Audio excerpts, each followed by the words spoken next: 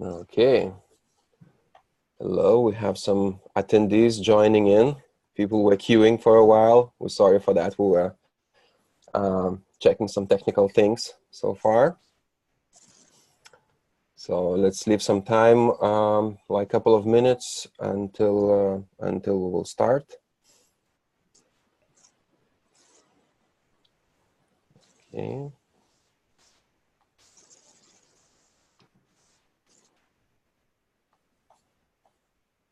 Got 22 attendees already. Can wait still a little bit.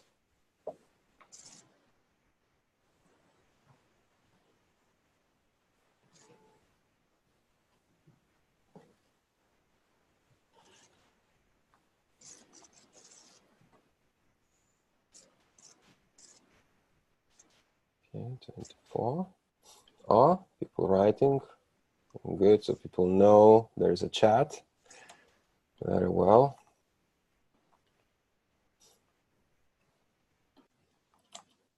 We'll post also instruction in the chat.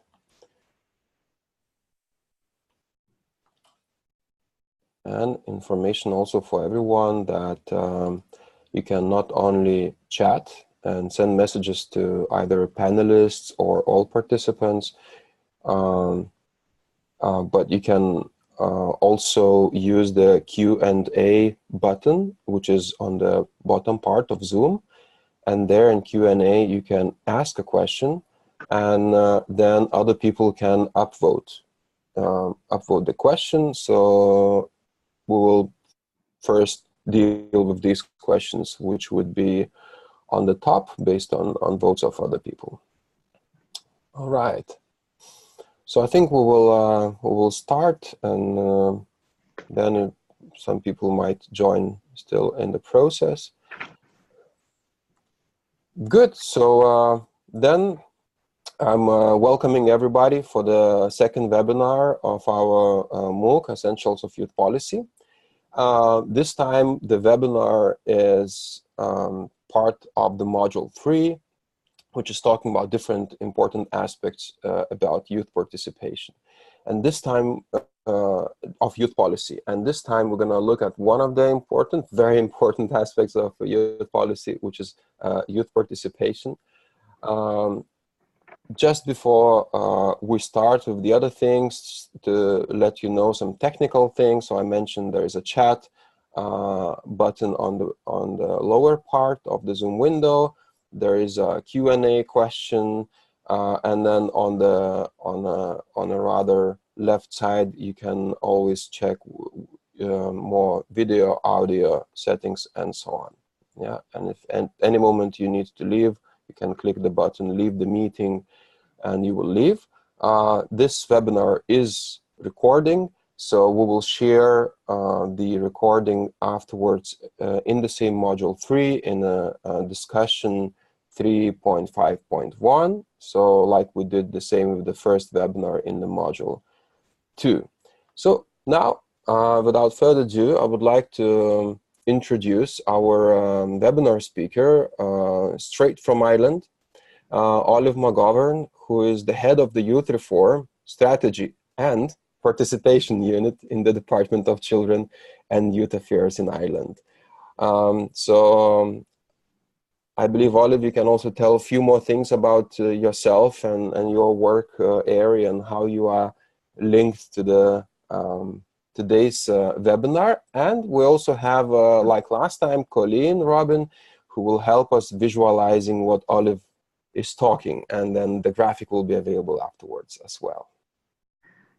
Good morning, everybody. I'm just checking that my sound is okay this time. It's good, yeah. Great, okay.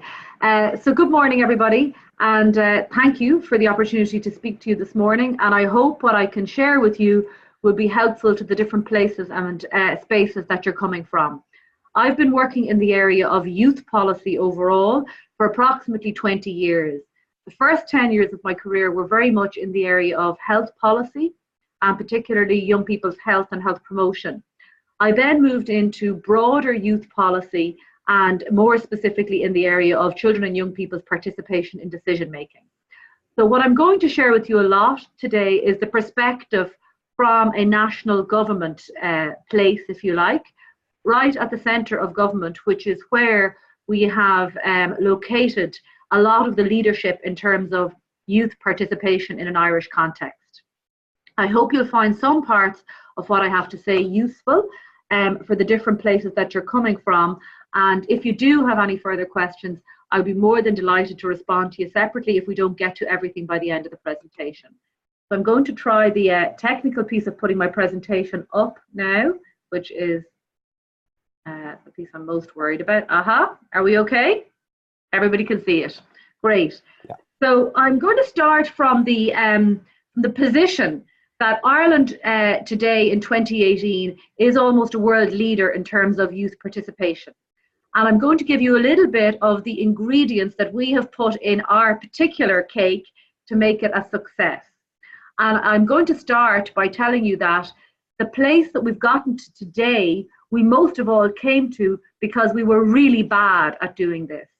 So in 1998, almost 20 years ago, Ireland got a very damning report from the Committee of the United Nations Convention on the Rights of the Child, which really gave us a very bad report of how poorly we were listening to children and how badly we had located children at the centre of policy making in an Irish context.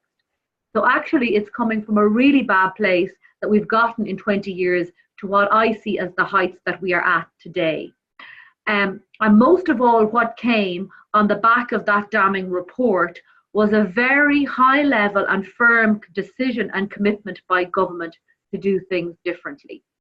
And that's where the starting point was for us, that the Irish government in approximately 2000, responding to the United Nations Convention on the Rights of the Child report on Ireland, said we need to do things differently for children. The result of that was a national strategy on children, which was 0 to 18, I will say, at that time. And goal one of that was that we must listen to children. We must give them an opportunity to have a voice in decisions that affect their life. I want to move to slide 2 now. So almost 20 years later, as I say, I would say that Ireland is a world leader in the children's participation space. And I'm going to give you an insight into some of the things that we have now that I am proposing are the reasons we are successful. I have a list of them here, and I'll go into this list in a little bit more in depth in my presentation. So the first thing that we have is we have a national strategy dedicated to children and young people's participation in decision making. So right at the centre of government, we have a cross-government strategy that looks for commitment right across government from all departments, all bodies, all agencies to bringing young people to the centre in terms of decision making. We have a dedicated unit, the unit I am now head of in the department, in central government with a specific focus on children and young people's participation. And we have a government department, a government ministry for many of you, that is focused on children and young people. We have for the past 20 years a dedicated and ring-fenced budget for participation and people within the system whose responsibility it is to make this happen. In other words, without money and people, it doesn't happen.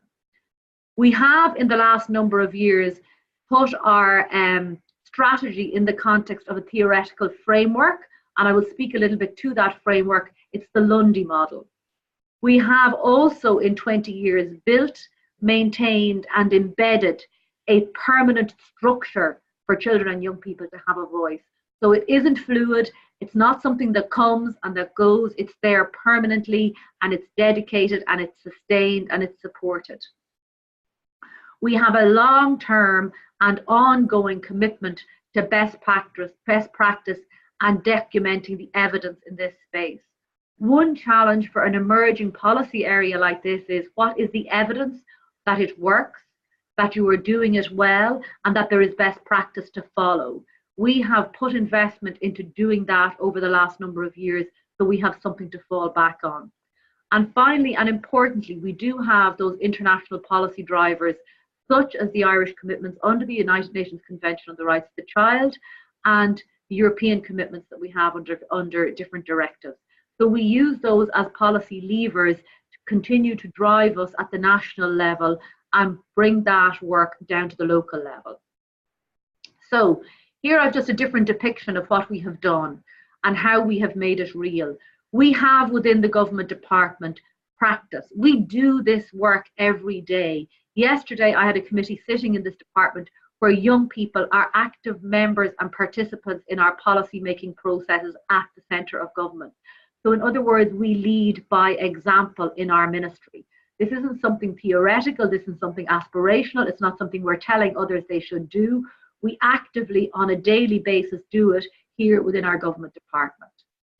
Because of the structures and the infrastructure we have built, we have the political, legal, the policy and the strategic milestones. We are putting this in terms of our legal frameworks very often. We've had a referendum on the rights of the child in Ireland. We have a number of different legislative pieces that have built the right of the child to have a voice into it. We are doing it in policy, and obviously we have our dedicated strategy. And as I've referred to earlier, we have the intellectual and the academic engagement. Even in the depths of the Irish recession, where we had no money anymore for evaluation of the work we were doing, we brought together all of the academic institutions in the country and asked them to bring to us their postdocs, their master's students, and allow them to document, analyse and report on the work we were doing, so that we're constantly generating the evidence base. So I'm going to talk now a little bit about the key features of our national strategy. It is only 3 years old. So while I say that we started in 2000 with the National Children's Strategy, which did have Goal 1 as the voice of the child, it wasn't a dedicated whole of government strategy in the place that we are now. So we have a national strategy called the National Strategy on Children and Young People's Participation in Decision Making. It builds, as I say, on our National Children's Strategy, which came from 2000. And it is part of a broader framework that the Irish government has for children's lives called Better Outcomes, Brighter Futures. So that's all a little bit confusing, but what I'm trying to speak to is the policy infrastructure within which our participation strategy is located. And most of all, what I wanted to share with you from that is the vision that the Irish government has for children in our society. For Ireland to be one of the best small countries in which to grow up and to raise a family, and where the rights of all children and young people are respected, protected and fulfilled, where their voices are heard and where they are supported to realise their maximum potential now and into the future. So that is our vision for children and young people, and their participation in that process is central to the vision that we have as a government in Ireland. I'm not going to talk you through here in detail, but this is a sense of the depth of the policy process that was behind our participation strategy. We used the literature. We consulted with 66,700 children. We had a public consultation with adults. We used an evidence base that we had emerging ourselves and in other spaces. And we went across government on a meeting by meeting basis, department by department, and asked them to commit to what they would do in terms of children having a voice. So we had to come down on some things firmly in our strategy. And we do really believe that if you have a definitional basis and a theoretical framework and a perspective to your strategy, you have more potential to have success. So we reviewed all the definitions of participation and we went with the checkaway definition, the process by which children and young people have active involvement and real influence in decision making on matters affecting their lives, both directly and indirectly. So that's what our strategy is about. We are very much guided by a rights basis. And I think that's the reason why I shared with you the 2000 historical context, because our work on children's participation in Ireland has come very much from the rights perspective as enshrined in the United Nations Convention on the Rights of the Child, and particularly Article 12. Article 12 is obviously needs to be considered in the context of a lot of other articles. I'm not going to spend time on the rights piece there, but I have some of that documented there. And that is the basis from which our strategy is built. There's some important components here because obviously, number one, participation is a very contested space. What is it? Why do you do it? What difference does it make? And number two, there's a lot of people that disregard it. do children really know what they're talking about? Really, as adults, we should interpret what they say. We need to be the gatekeepers for children's participation, this type of perspective. So these are some of the important quotes which I thought from our United Nations Convention general comment that are brought in very much to our work on a practice and policy basis. And the first thing is that, because one of the first defences against children's participation is they don't really know it all. Well, the Article 12 general comment addresses that. It is not necessary that the child has comprehensive knowledge of all aspects of the matter affecting him or her, but that she or he has sufficient understanding to be capable of appropriately forming his or her views on the matter. State parties should be carefully listen to children's views, wherever their perspective can enhance the quality of solutions. Our view in this department, based on 17 years of experience, is there is almost no time. My apologies, there's a fire alarm. I think we don't have to evacuate. If you could just bear with me for one moment. Okay. Please leave the building. And also webinar attendees, please don't leave your buildings. Do not use It's on the olive side. It's on my side. I think it may go one more time. Apologies.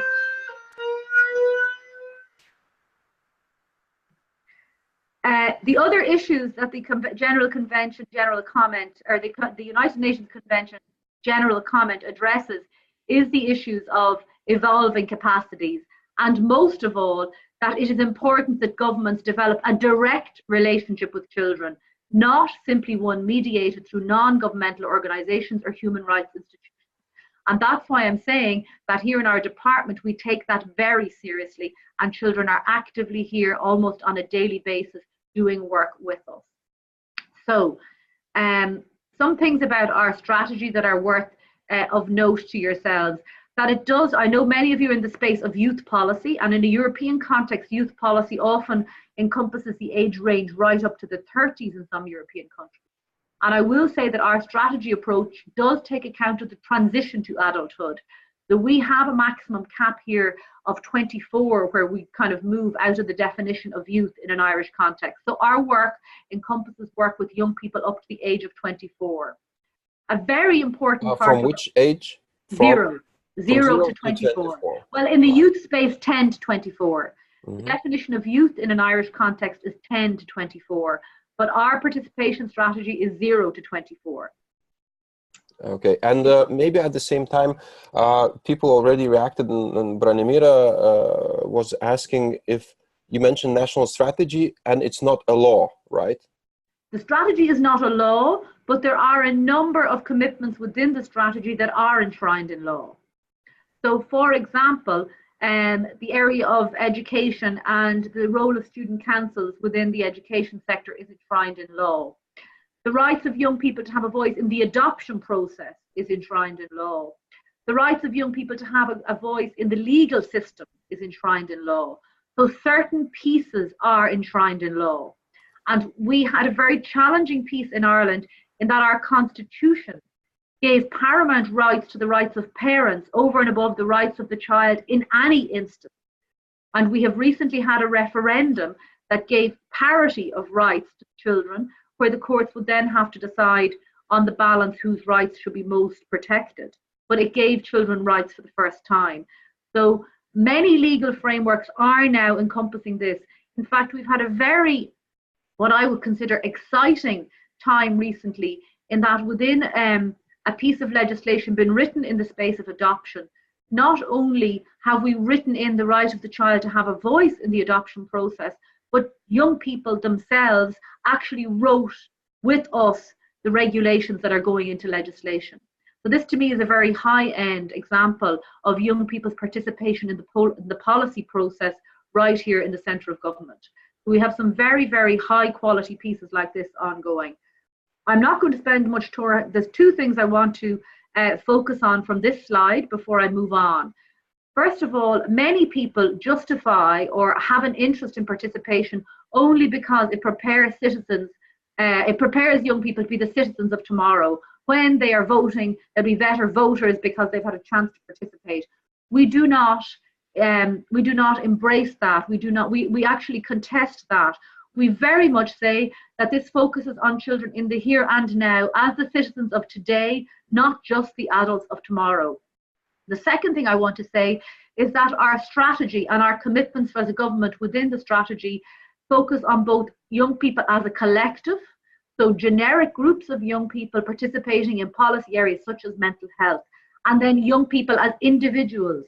So for example, how young people have a voice in areas such as the family courts. So it's their individual and their collective participation.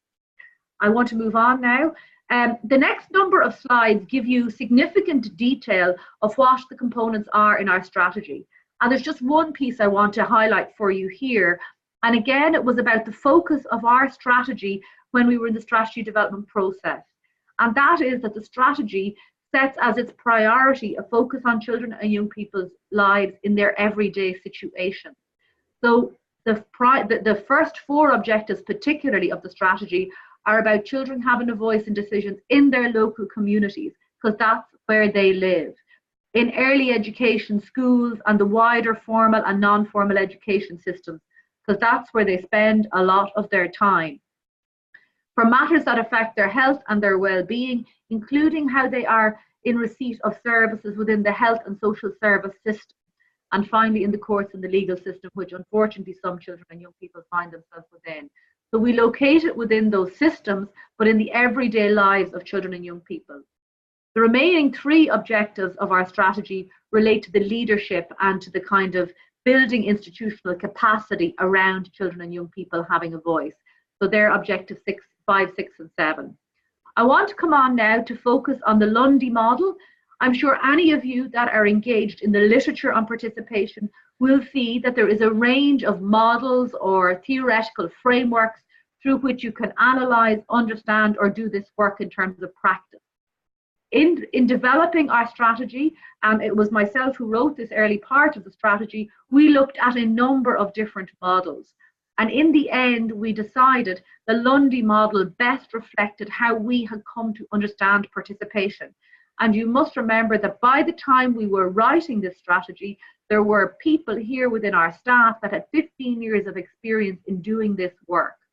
And the Lundy Model, as I said, is very much focused on the rights perspective, that it is coming out of Article 12 and the rights of the child to have a voice, or the young person.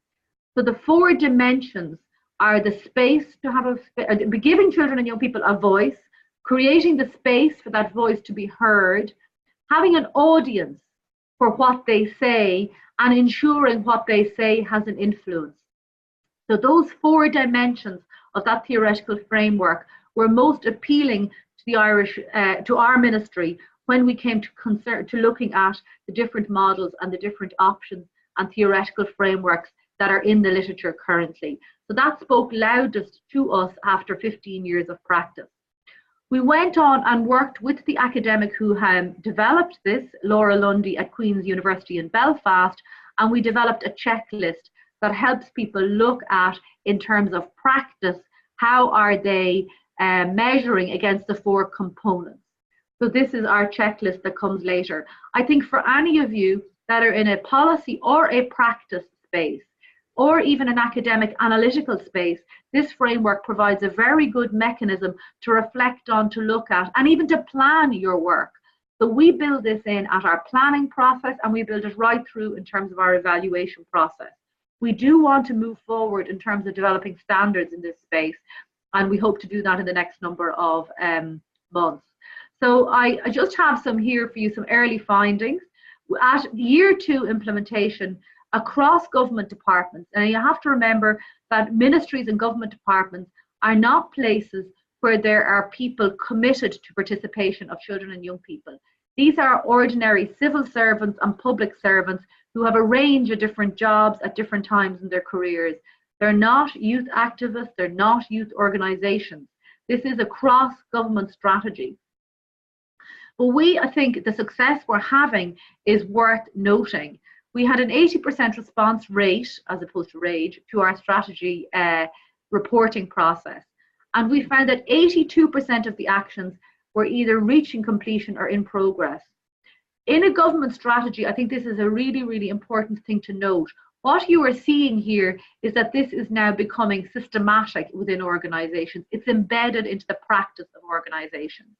And I think that that's really the point I wanted to make from there.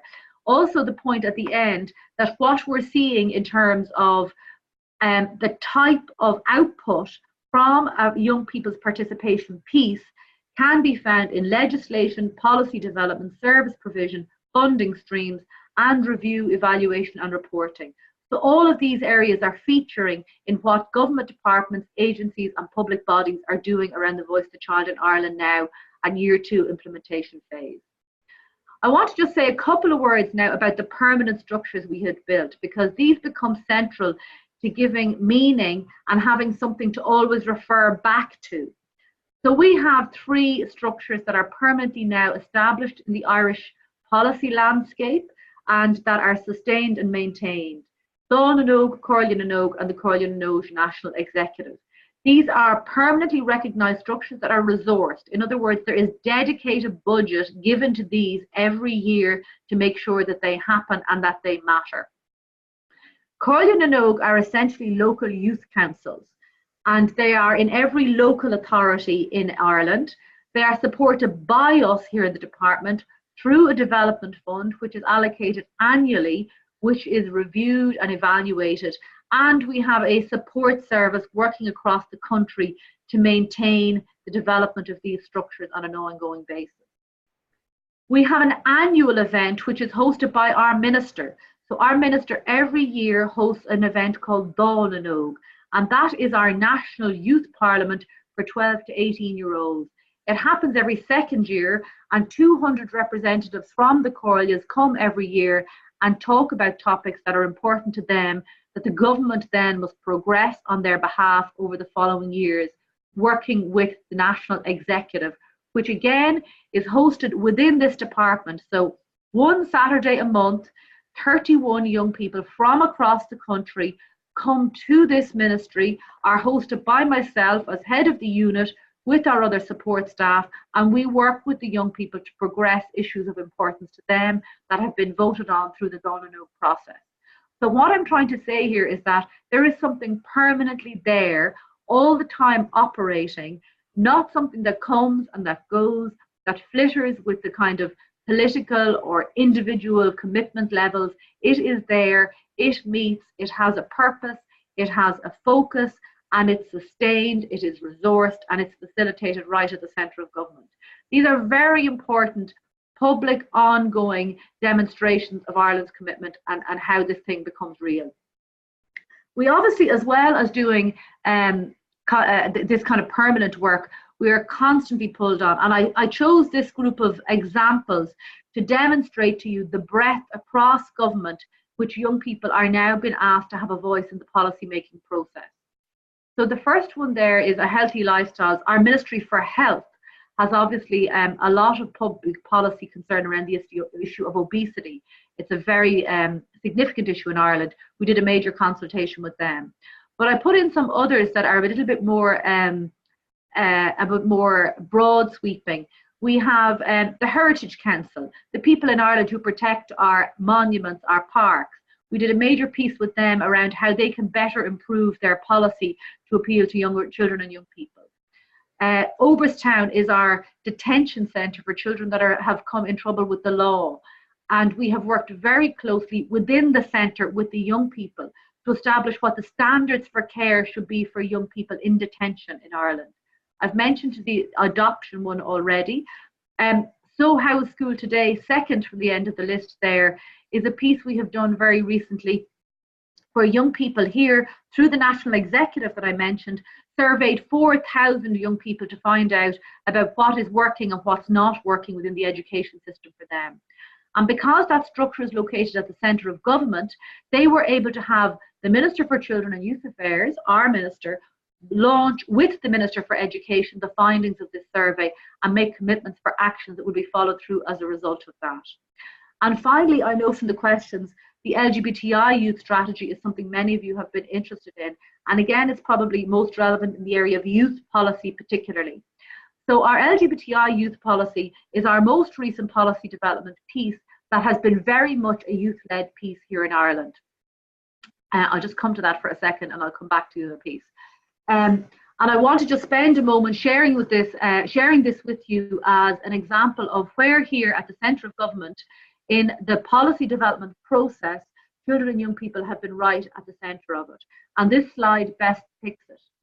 What you see here on the left top corner is an oversight committee that was established by the Minister to write this policy. Parallel to that, she established a youth advisory group that had equal parity to the oversight committee and was hosted again by this ministry, meeting very frequently to support the policy development process. Young people from the youth advisory group also had a seat on the oversight committee. So those two pieces as an infrastructure were working hand in hand with the ministry in developing and writing the policy. Then in the centerpiece of the box below, we have the piece on young people's consultation. And the young people's consultation was designed by the youth advisory group. So the young people in that advisory group wrote or designed what the consultation process should look like. And the young people then went for both an online qualitative piece and an event piece. So in the end, we had the voice of 4,000 children and young people engaged in setting the priorities for the LGBTI Youth Strategy. It is a world first youth strategy. We're very, very fortunate that we've had a really strong community engagement and youth engagement with the policy development process. And a couple of pieces I wanted to mention about that policy development process that are unique to what we did here. The Minister launched the entire piece through a Facebook Live event. So she partnered with Facebook to launch the consultation process. We partnered with another NGO called Spun Out to run the online piece, and we had 3,000 so many hundred responses through the online piece. And then we went right across the country in partnership with the youth organisation to 7 different locations in the country and met young people in the evening times to hear from them directly. All of that material came back into the department, and the Minister went so far as to publish as a separate publication what young people themselves had to say. That report then became seminal to the policy prioritisation process that led to the eventual policy itself. And that strategy then was all the time reviewed and moderated by the Youth Advisory Group, to the point that in the final days of publication, they came together and went through every action and recommendation of that policy and confirmed that they could find a basis for what the actions were in the views of the young people that had been expressed in the consultation process. So it was a full circle process. Young people themselves then led the launch event of the strategy, which happened in June of this year. And the Minister is now establishing a new youth advisory group to support implementation and review of the strategy as it's being implemented. I have in my final slide there, at the end, a Facebook page link where the videos which have been published, because for the youth audience, we published youth videos that specifically show you what the young people have said and in the consultation process and in the policy process. So I just wanted to share that with you as an example of a very embedded, thorough participation process right in the policy making place. I'm going to conclude then by just sharing with you, and I'm almost exactly to time, what we're doing now in terms of leadership and where we see ourselves going into the future. So this department is very firmly committed to maintaining its leadership role within our ministry and across government in terms of children and young people's participation. And to that end, we have established a participation hub, which is a resource and a support for all stakeholders. And the hub is a centre of excellence, which we can support our work and further implementation of the strategy, but also begin to look at standards, training, best practice dissemination, networking, and those kind of pieces. The hub is just under a year old, and we have made huge progress already. It's available at hubnanoke.ie, and I think all of our international colleagues should find some materials on there that would be of use to them or of interest to them. and particularly probably some of the examples of best practice and the documentation of the practice that we've had in Ireland. I will say as a concluding comment that where we've come to because at the central government level, we have done the practice of participation. It isn't something theoretical, it isn't something aspirational. It's practiced and learned, and we now know what good practice looks like here in the department. And so therefore we better understand what the policy environment needs to contain for this to be successful. My final slide there has for you our list of websites, and as I say, the Facebook page, on which I think you will find some of the more interesting and in-depth pieces that I have referred to. So that's really all I wanted to say, and I'm now open to taking some questions or to engaging with you on some of the questions you've already submitted online. Thanks a lot, Olive. That was very interesting to see what you're doing in Ireland. And concerning links, we're also going to post the links in the discussion forum where other materials will be. Some people are actually watching the webinar via their smartphones on a small screen. People asking if you would be okay to share your presentation later on. Yes, no problem. Okay, so then people can see it in a bigger format. We have several questions already. There was one question that I think you already answered. Valerio Dragalin, I hope I pronounced well, he asked what is the level of implementation of your strategy, and you mentioned it was something around 80%. About 82% of the actions are either in progress. We did at the outset only produce a 3-year action plan. So we're currently designing a review process and a re-establishment of commitments.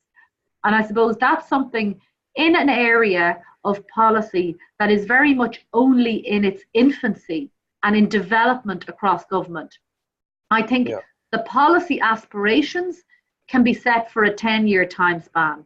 But I think because this is such a new and innovative area of policy practice, returning to organizations and ministries and bodies frequently is important to help them reset their commitments, because it's kind of something people only grasp and understand when they do it. And our experience is once they've done it and experienced how beneficial it can be in the policy process, they want to do more of it and they want to do it better. So it's actually helpful to return to them quite often. Yeah. Okay, few other things. There was one of the first questions also from Christina, who was asking actually, she's asking how we can involve legally underage people in building policies. Oh, we have, we just use consent. So we recruit, I suppose, this is in the practice space. The fact that we have our Cordon and Oak structure means that very often we use the Corrias to recruit young people to come to the central government to be consulted on generic policy areas. All of this, the sound a bit. Okay, is that better? Now better, yeah. So what I'm saying is very often we recruit through the Cordon and Oak. So if it's a generic policy area like mental health, obesity, alcohol, sexual health, we recruit through the Corrias. So because we have this permanent structure, we write to the Corrias and say, we want 10 young people from each Corria to come to the centre of government. And that's very straightforward. However, most often in recent months, in the last 2 years, we're frequently asked to engage with young people on the policy process around issues that are very specific to more seldom heard young people. And in those, we partner very much with the organisations through which the young people can be recruited. And I will say, and this is what I mean by the very long practice experience we have in the department, is that recruiting young people and accessing the young people themselves is oftentimes the hardest and most challenging part of the work. We've done a lot of work in the space of children and young people in care, living in the care of the state. And this requires a very long, commitment to the recruitment if we are not to stop at the gatekeepers. And I would imagine this is why some of this work, particularly with seldom heard young people, is often either avoided or not possible for time frames and other reasons. And we end up settling for the gatekeepers, the youth workers, the social workers, the social care workers, the teachers, and all of these other gatekeepers speaking on behalf of young people. When you do this work, you must be very firmly committed to a thorough and sometimes long-winded recruitment process to get the right young people, not with agendas, not sent with a political perspective. We get criticised very often, particularly by the youth sector, I will say, because we do not want youth workers to speak on behalf of young people. And we get criticised often by academics because we refuse to allow them to interpret what young people say. So being committed and steadfast around stopping with listening to what they have to say, hearing it, and bringing it into the policy making process is a dimension of the work that is often misunderstood. And it is really, really, from our perspective, if you are to give this the right spaces it deserves, a really, really important piece. That's it. Thanks a lot. Wow, we have more and more questions appearing, 12 open questions by now. One question which was slightly upvoted with one like from somebody else. Martina Yachevska asked us, is there any other support to a youth policy implementation apart of the one from the government? So I don't know if there are any foundations supporting it and so on. Oh yes, Ireland is a very fortunate in that we have a very significant number of well-established, reasonably resourced and very committed youth organisations and government ministries. And I would say that even our work with the establishment of the youth councils within local authorities, all of those local authorities are partnering with local youth organisations. A local authority does not have the expertise, the capacity or the competence to work directly with young people. That has administrators whose job it is to administer local policy. So they partner with the local youth organisations to effectively engage with the young people. Otherwise, I think this wouldn't work. So our partnership with those organisations is really, really crucial. For the LGBTI youth consultations, to go into communities and meet young people across the country who identify as LGBTI, we could not have done that without those youth organisations. It's to the youth organisations those young people come to for support, and it was through the youth organisations we accessed young people. So those kind of partnerships are central to the effectiveness of our work. But from our perspective, in terms of the government taking this seriously, it can't stay at the level of the NGO or the youth organisation. It must come from there right into the centre of government. Right. Actually, we have a question from Angela Rousseau, who is asking a very similar thing, what you just mentioned, that, you know, she says she lives in a country where the government still did not commit to fully developing a youth policy framework or strategy. What is your advice to youth organizations for their advocacy attempts to put a youth higher on agenda of politics? Well, as I said at the beginning, when I look back on the history and do some analysis of how we've gotten to where we are, it's because there was such a shocking condemnation of Ireland's failure to listen to children and young people or to have good youth policy, and the consequences of not having it. So when the consequences of not having something are very clearly articulated and evidenced to government, most often government responds to resolving a problem that exists in society. or in the case of our LGBTI strategy, to realizing a vision it has for its society. And oftentimes, youth policy, and particularly youth participation policy, is competing for prioritization. So in our case, the international policy drivers were very significant. So the United Nations Convention on the Rights of the Child Committee reporting to Ireland, or reporting on Ireland, and saying that its failure was substantial and needed to be addressed, that was a very important policy driver for us in the participation side. In the youth policy place, the important role of youth organizations to advocate is really, really essential, I believe, but also the clear articulation of what the absence of good policy could mean. So our youth policy, for example, that we have, which is separate to our participation policy, and I haven't referred to it a lot, that emerged in the height of our recession, when the future for young people in Ireland looked particularly bleak, and the government needed to be demonstrating its commitment to trying to address some of the challenges that young people faced if they were to stay in our country and to be to realize their potential and to be engaged citizens. And I think that created a strong landscape or background for the government to take action. So sometimes what I'm saying is clearly stating the problem and what the consequences are of not addressing the problem can be a good policy lever for action.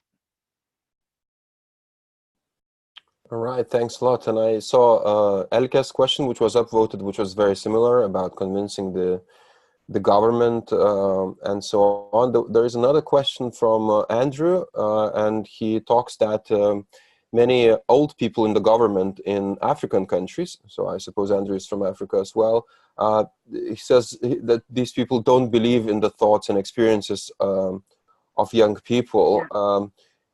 And he asked, why is it like this? Why these people don't believe what young people say? Oh, and I will say, Andrew, that's not unique to an African government. And even though we are 20 years down the road of firm institutional commitment in Ireland, there's lots of people like that still in government in Ireland. So what I will say, and the literature backs this up, you need to find your champions. You need to find one or two driven, focused, and well-positioned individuals that become the game changers. And hopefully what they do becomes infectious. And that's what's happened in the Irish context. We were lucky in that because Ireland needed to respond very firmly to the Convention's report, to the UNCRC report on Ireland, my predecessor, Anne O'Donnell, was appointed to a very senior position in government with responsibility for this area. And because she was appointed not as a general civil servant, but as a specialist with a role on youth participation, she had the responsibility, the freedom, the autonomy, and the authority to progress this policy area. She hasn't brought everybody with her in one straight line. I have a slide that I use in a lot of presentations, which is like a car traveling around mountainous terrain. And that's most often what it's like. You're traveling, you're making progress, you're going backwards. Our work with our Ministry for Education can often be the best example of that, where we very frequently move forward, come back, move forward, come back. Just yesterday, however, I chaired a committee with all of our education stakeholders. And colleagues who have been in this space for a long time came out of that room and said it was the first time they experienced an infectious energy from the policymakers in the education realm around really building the voice of young people into the education system. But we've been there many times before and we've never got that far. So it is a case of find your champion, position them at the right level, allow their work to demonstrate the impact and the effectiveness, and be willing for the long, hard road. It's a long, hard road. It doesn't happen overnight. Where we are now, we've gotten to after 20 years of commitment at that senior policy level in the centre of government. But there's lots of people out there who still don't believe in it, and lots of people who question it, and lots of people who tick a box and give a nod, but don't really want to do what is coming from the young people. Thanks a lot. Yes, I can just second that. I met governments, and the same in Lithuania, where I'm from. I think it's a never-ending work, really, to make the voice of young people heard, and really a big responsibility also on the side of youth organizations, also to unite and to get into the dialogue. And that's actually one question from Nino Prelozhniak, and he's asking, what is the level of co-management between different stakeholders? So decision makers, youth workers, youth councils. It's not one size fits all, and it varies from policy area to policy area.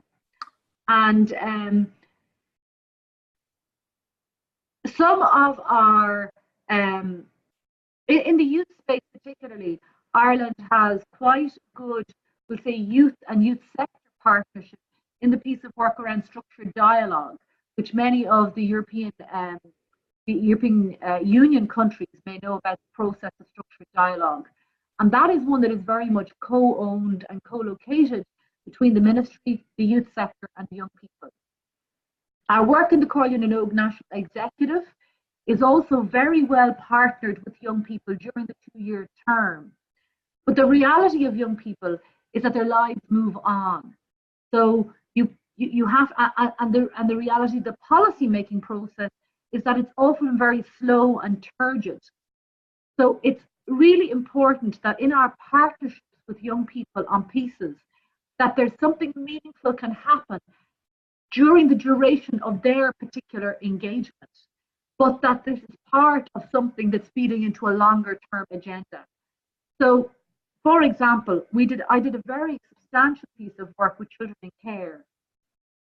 And the pieces that came out of that work were really, really well thought out, partnered with young people in their entire development. But those young people are all young adults now, moving on, having children. We did this work about 6-7 years ago. But I see it as important for my role to continue to push for what they did and what they wanted to see happen to become a reality. So that is a challenge for this work, that you don't always have the young people with you. And that's where sometimes the partnering with another youth organization to be the kind of voice of that is really important. So from a governance perspective, I would describe this as multi-layered and multi-leveled for it to be impactful, and particularly from policy area to policy area. Because young people themselves as participants in a process move on, but it's important that the adults take the responsibilities that they have to realize what young people have given to us or handed over to us in terms of policy. So that's a very important dimension. And sometimes we need to be pushed to do that at central government by the NGOs and other activists. The challenge, and I'll put this back to those working in the youth space, is that organizational agendas don't override their role in promoting what young people have had to say on an issue. And that can often be a piece that we see realized at the central government level. We stop hearing and experiencing what young people have brought to the table in terms of an issue or a policy area, and we start hearing an organizational or a sectoral position, which isn't always in parallel with what the young people themselves have said. That is a bit of a challenge. Yeah. And another thing related to that, some people work also with refugees, asylum seekers, young migrants, and there was another question about this kind of representing the voice of young people who are maybe less organized. They're less in any kind of NGOs. They are there, often a bit unseen by the state. Any advices or maybe some good practices from Ireland, how to ensure that the voice of these groups is being heard? So very recently, our minister has a very particular interest in this area, and we established a piece of work called the Equality Commission, where the minister went out into direct provision centres, homeless hostels and other places, and invited some of the young people from there to come and talk to the central government about what life is like for them, what the experiences they are having, and what government needs to consider. That was a very broad policy piece, which was about all areas of equality. We have done a very particular piece with the direct provision centres around the experiences of young people in direct provision. And we are very committed, and in fact, it's a policy objective for us to ensure that the most seldom heard young people are brought in insofar as is possible to our policy processes. And oftentimes we directly reach out to organisations or spaces where these young people are.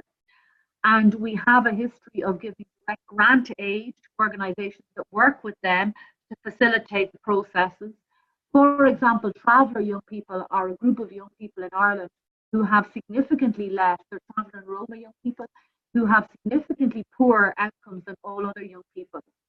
So we try to fund directly the organisations working with traveller young people to support them, to support young people to do traveller pieces specific, but also to empower them to participate in the mainstream piece. The other piece that we do very well is we try not to allow young people to become professional participants. And this has been particularly challenging, I will say, in the space of structured dialogue, where oftentimes the processes that are established for engagement with adult decision makers almost require young people to become professional at participating.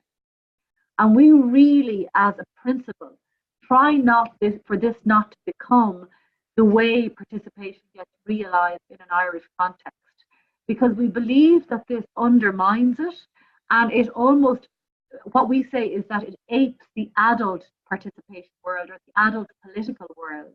And we are not in the business of making young politicians from the work that we do. We are in the business of ensuring that what young people need to say on an issue is brought to the policy process. And we are very, very explicit with young people who become involved with us. They are not there to represent themselves. They are not there to give themselves a stage. They are there to make sure young people with their particular characteristics or the issues they represent have their collective and individual voices heard in the policy making process. And I will say, from a practice perspective, sometimes that means saying the undesirable thing to some young people, because many young people come to these processes wanting it to be an avenue for them to become engaged in politics or other things. That's not our purpose.